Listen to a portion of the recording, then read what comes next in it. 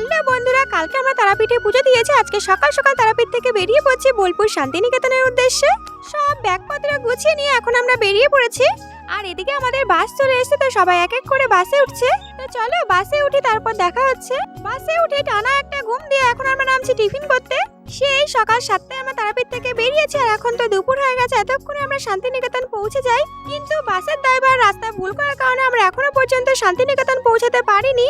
যেহেতু সকাল থেকে এখনো পর্যন্ত আমরা টিফিন করিনি, তাই একটা জায়গায় এসে বাস থেমেছে। এখন এখানে টিফিন বানানো হবে, তারপর আমরা খাবো। তো টিফিন বানানো হচ্ছিল, আমরা চলে গেছিলাম আশেপাশে একটু ঘুরতে।